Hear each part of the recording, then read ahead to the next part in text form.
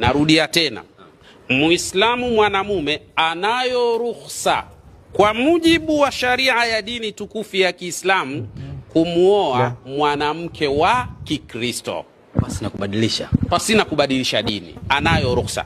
Lakini mwanamke wa Kiislamu hana ruhusa ya kuolewa na mwanamume wa Kikristo kwa mujibu wa sharia, na kuna sababu za msingi na maalumu sana. Sasa kwa upande wangu mimi naona hiyo ni kesi ndogo sana, tena ni hesabu ndogo sana ambayo haihitaji hata kutumia four figure, kwa sababu kwenye Ukristo pia mwanamke wa Kikristo ambaye ni mcha Mungu, binti Sayuni kabisa, haruhusiwi kuolewa na mwanaume wa Kiislamu.